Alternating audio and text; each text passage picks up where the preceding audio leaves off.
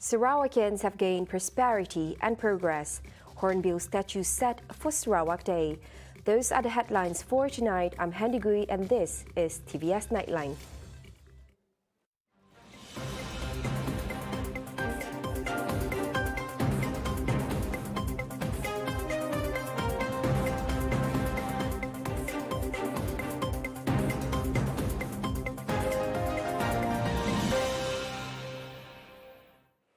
Sarawak will celebrate its 59th Sarawak Day celebration since gaining sovereignty in 1963 from the British. Fellow Sarawakians were elated as they anticipate the July 22nd, through which the state celebration will be held in the central region, Cebu, this year. Members of the public have also expressed their gratitude and gratefulness for the state's achievements. Yang kami bangga dengan rakyat Sarawak tu, nya sporting, nya lebih hormat sebab kita berbilang bangsa anak. Kami ucapkan selamat Hari Sarawak untuk kita semua rakyat Sarawak. Kami rasa banggalah sebagai Sarawakian lah sebab dah berbelas tahun hidup di bumi Sarawak, bumi Kenyalang. Jadi boleh nampak banyak perkembangan lah dari kecil sampai kini. Perkembangan di negeri Sarawak, di sekitar Kuching, tempat-tempat lain juga. Jadi alhamdulillah dari segi ekonomi, pusat-pusat pelancongannya, daya tarikannya mampu menariklah banyak pelancong, orang datang ke Sarawak. Jadi harapan is untuk Sarawak menjadi lebih majulah di masa akan datang. As for Rod Julin, Sarawak has progressed in terms of physical infrastructure as well as its welfare. Semenjak baru-baru tu banyak perubahan untuk masa yang akan datang. Sama-samalah kita berdoa agar bandaraya Kuching ini dapat diperbaiki lebih daripada yang sekarang lah, supaya bandar dengan bandar dapat didekatkan kan. Harap Sarawak dapat lebih maju daripada apa yang kita capai sekarang lah, supaya rakyatnya, penduduknya lebih lebih berdaya saing lah, dalam kehidupan, dalam pendapatan. Sarawak Day has been officially declared a public holiday by the late Perhen Seri Adenan Satim on 2016. The declaration is to commemorate the contributions of our forefathers who fought for Sarawak. The iconic Hornbill statue at the Kenyalang interchange, previously known as BDC Roundabout, will be lit up in conjunction with the Sarawak Day celebration, as the statue continues to be an important landmark and appeal to locals and international visitors to the city. Every time, many of us in Kuching, we have seen these iconic hornbills for a long time, since our children's time. But over the years, we always wondering what happened to the iconic hornbills, yeah. And then I find Mayor very thoughtful and think about all these, and then go and bring out to all the way to our premiers, yeah, to make sure that because we want to figure out how and who is the best person to look after all these things. These hornbill will be a very important landmarks. Yeah, as soon as you come down from airport, right? It's a greeting landmarks to anyone coming to Kuching, which is a city of unity. Meanwhile, Kuching South City Council MBKS Mayor Dato' Wee Hong Seng said the Hornbill statue symbolizes strength, courage, and unity. As such, when MBKS given the ownership over the statue, swift action were taken by the council on the installation of lighting and testing within 48 hours, just in time to be featured as one of the landmarks for the Sarawak Day celebration.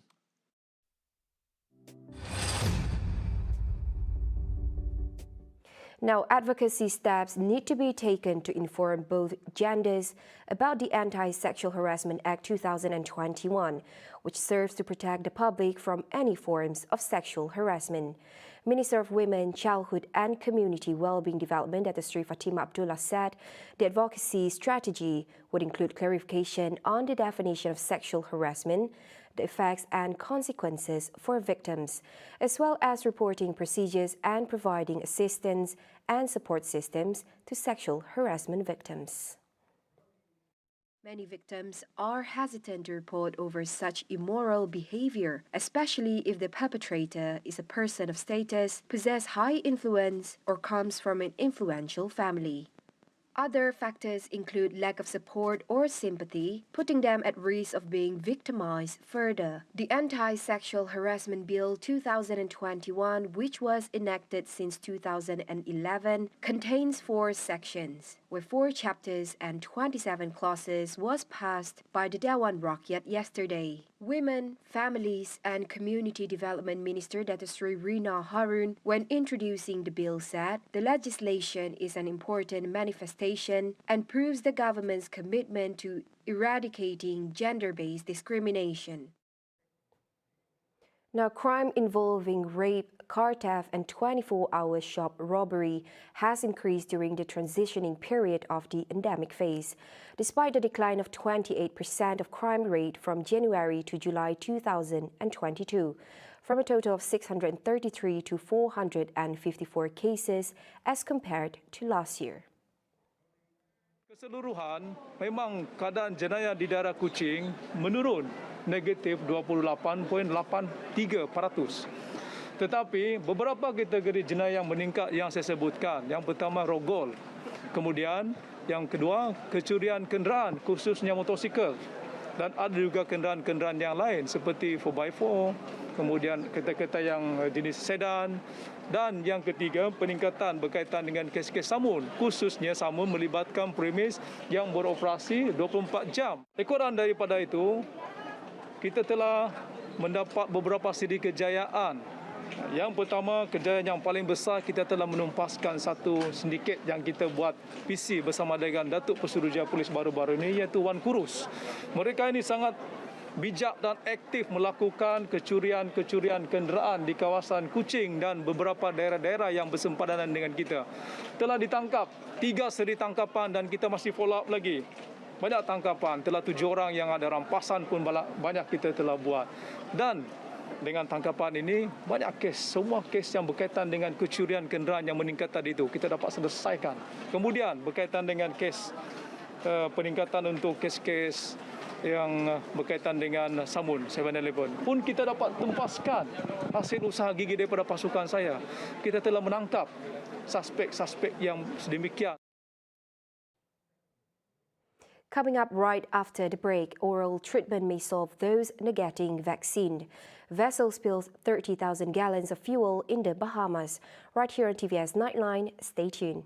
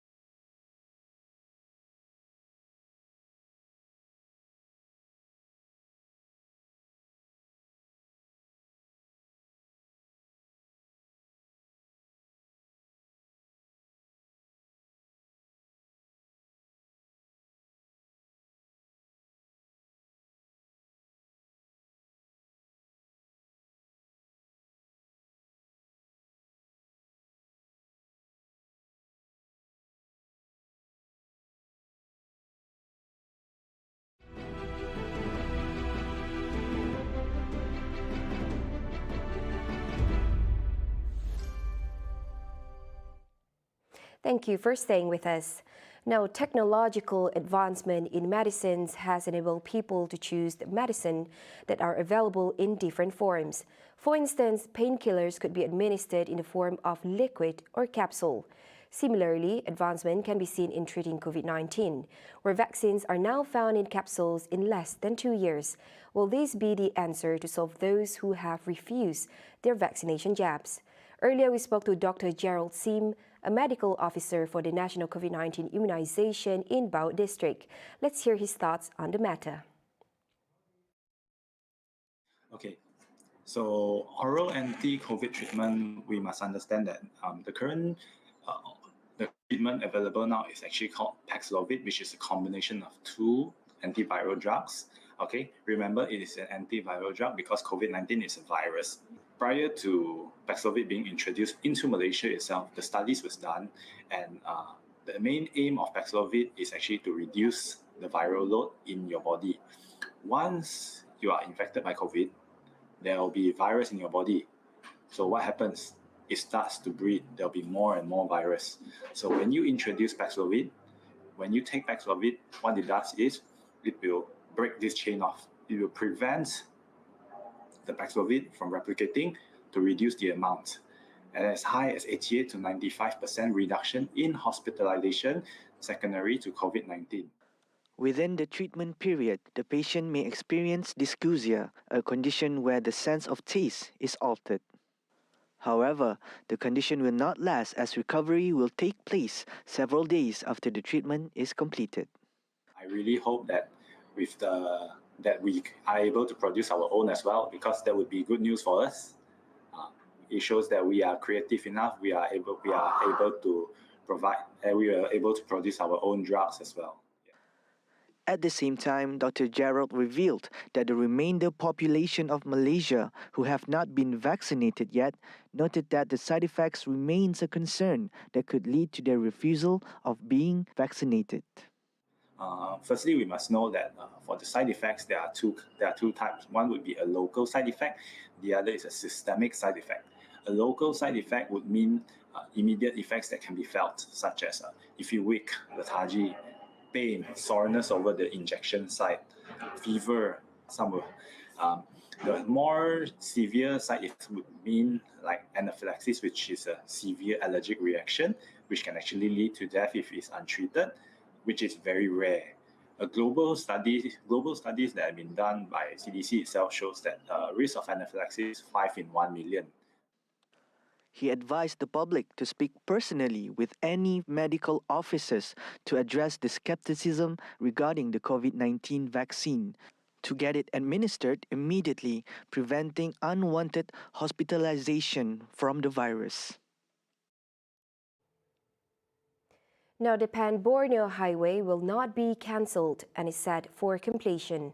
The assurance was given by Minister in the Prime Minister's Department for Economic Affairs, Dr. Sri Mustafa Mohammed, noting that Pan-Borneo, along with the Mass Rapid Transit 3 or MRT3, are among the mega projects that would not be affected. He further disclosed that the government had identified 30 projects that will not be continued this year. Projek-projek MRT3 seperti yang dirancangkan, termasuklah kereta api Pantai Timur, termasuklah Lebuh Raya, Sabah, Sarawak, Pan-Borneo Highway. Ya. Jadi yang ditangguhkan, saya ulang kerana ini penting, ialah yang pertama projek-projek baru dan sedia ada yang belum dimulakan proses pengelolaan dan belum diiklan. Kita telah menampasi 30 projek yang melibatkan kos kira-kira 100 juta ringgit. Kecil saja bilangannya. Jadi seperti saya sebutkan tadi, projek-projek yang belum diiklankan, belum apa-apa pun ada persiapan, ya. Itu kriterianya. Jadi sesi lebah urus akan berurusan minggu hadapan.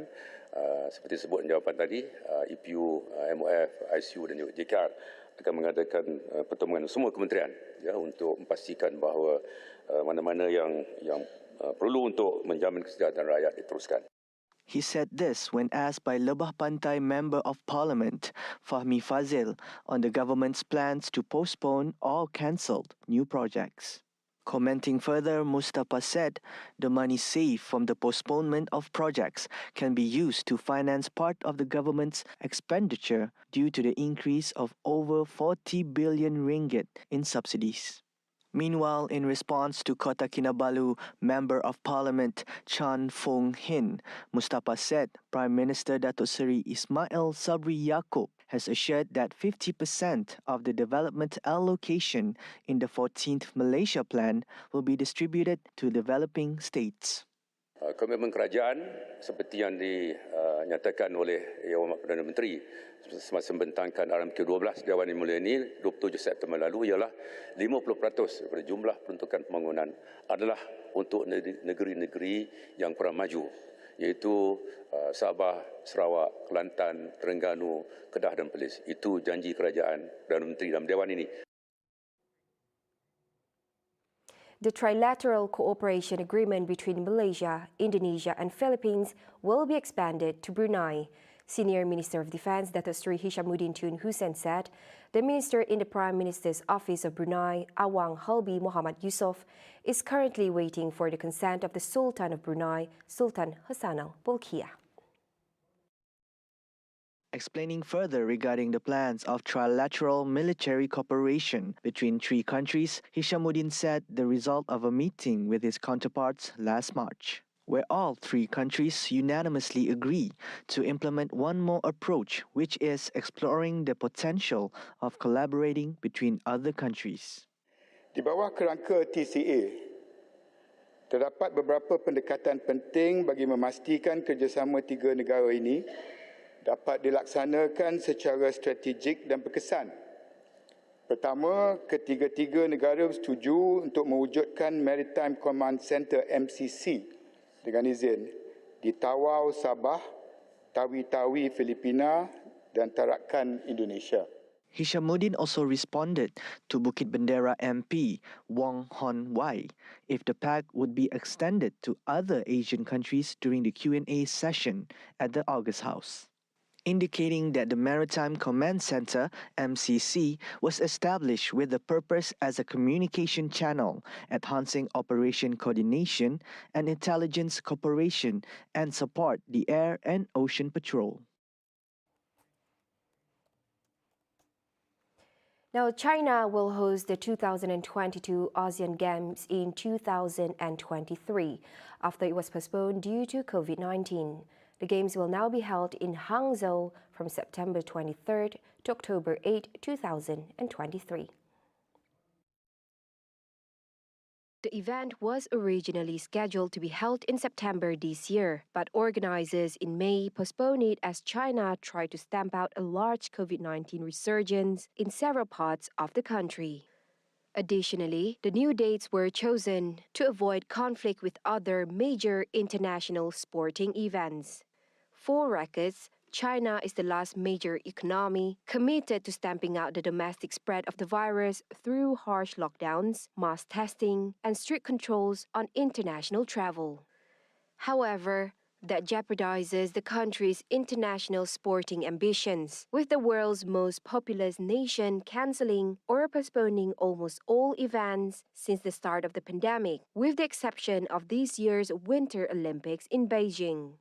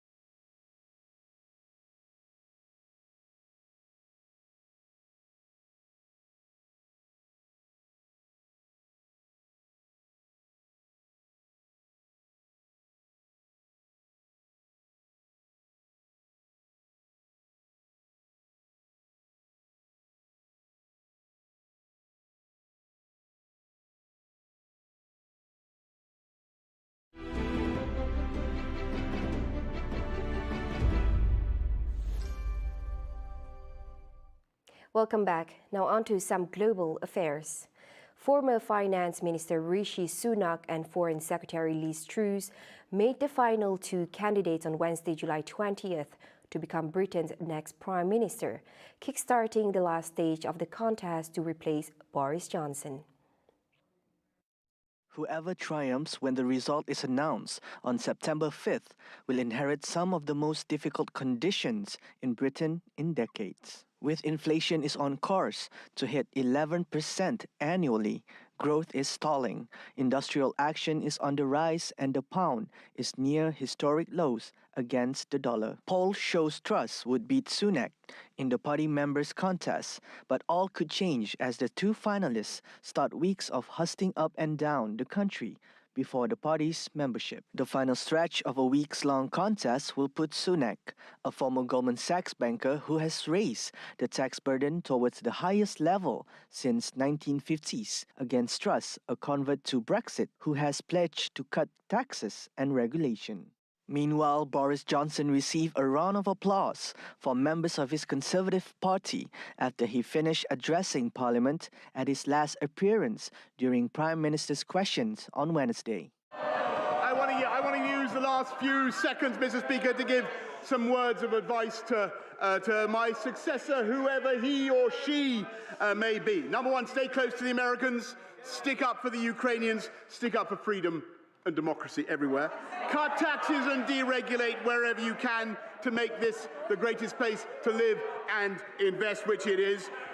I love the Treasury, but remember that if we'd always listened to the Treasury, we wouldn't have built the M25 or the Channel Tunnel. Focus on the road ahead. Focus on the road ahead, but always remember to check the rear view mirror. And remember, above all, it's not Twitter that counts. It's the people that sent us here. And yes, the last few years have been the greatest privilege of my life. And it's true that I helped to get the biggest Tory majority for 40 years and a huge realignment in UK politics, Mr. Speaker. We've transformed our democracy and restored our national independence, as my right honourable friend says. I've helped to get this country through a pandemic and help save another country from barbarism. And frankly, that's enough to be going on with. Mission largely accomplished. For now, I want to thank you, Mr. Speaker. I want to thank all the wonderful staff of the House of Commons. I want to thank all my friends and colleagues. I want to thank my right honourable friend opposite, Mr. Speaker. I want to thank everybody here, and hasta la vista, baby. Thank you.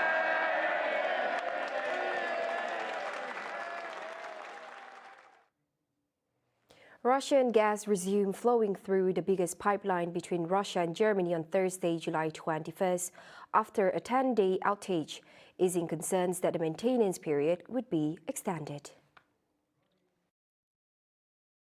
Europe has been on edge about the restart of the Nord Stream 1 gas pipeline after annual maintenance, with governments bracing for possible further supply cuts amid an economic tit-for-tat with the Kremlin over the war in Ukraine. The pipeline transports 55 billion cubic meters a year of gas under the Baltic Sea and has been offline since July 11th for annual maintenance. Meanwhile, Germans on the streets of Berlin expressed relief as Russia resumed pumping gas via its biggest pipeline, Nord Stream 1. Ja, ich bin froh, dass jetzt überhaupt wieder Gas fließt. Ich denke auch, dass wir uns als Land nicht erpressen sollten von Russland. Und von daher ist es ein bisschen gemischte Gefühle, die ich zu dem Thema habe. Und ich glaube auch, wir werden das Problem irgendwie lösen. Ja? Was ich aktuell sehe, dass wir gerade zu diesen Energiefragen ganz, ganz neue Themen auf den Weg bringen. Ja, von daher bin ich einfach zuversichtlich, dass wir das als Land gelöst bekommen. Für den Endverbraucher kann es natürlich positiv sein, wirkt sich positiv auf die Gaspreise aus. Gerade für ärmere Haushalte unter Umständen kann das eine beruhigende Nachricht sein. Wenn man es jetzt gesamtpolitisch sieht, ist es vielleicht keine gute Nachricht, also ein bisschen gespalten, würde ich sagen. Also da hätte in den letzten Jahren viel passieren müssen und jetzt von jetzt auf gleich das zu machen, ist natürlich schwierig und dann auch schwierig umlegbar auf den Konsumenten, denke ich. Also vielleicht muss man eine Zwischenlösung finden, um den Übergang eben geschmeidiger zu gestalten. Wir müssen sie sichern, klar. Ich meine, wir müssen ja irgendwo Energie herkriegen. Also ich habe mich mit Holz eingedeckt. Was wir zu machen. Aber kann ja nicht jeder. Von daher Und das wird ja auch viele treffen, also die Industrie. Und letztendlich sind wir ja dann alle doch wieder mit im Boot. Nützt nichts, wenn ich dann eine warme Bude habe, wenn alles andere im Bach runtergeht. Meanwhile, Bern Bekzi said he was not affected because he had been hitting with wood for years. Es ist im Grunde wurscht egal, die machen so viel Panik die letzten Wochen, also man bereitet sich sowieso aufs Schlimmste vor und ich bin beim Gas total entspannt. Ich heize seit Jahren komplett mit Holz, hol's mir selber aus dem Wald, der Putin kann mich mal. A vessel delivering fuel to the Bahamas resort island spilled around 30,000 gallons between the night of July 19 and the morning of July 20th morning. This was confirmed by the country's acting Prime Minister Chester Cooper on Wednesday, July 20th. Exuma is famed for its white sand beaches and crystal blue waters, as well as beaches where tourists can swim with pigs. It was not immediately evident what the environmental impact the spill had. The country's acting Prime Minister Cooper said the fuel was being delivered by a vessel called the Arabian and that the fuel had been contracted by a Bahamas company called Sun Oil. Executives from Sun Oil were cooperating in efforts to mitigate the spill, Cooper said. Sun Oil did not immediately respond to a request for comment. See the world closer with TVS. As we bring you the latest news updates both locally and internationally, just a click away by heading on to our website at TVSTVMY or follow us on our social media platforms. That's all the time we have for TVS Nightline. I'm Handy Gui. Thank you for watching.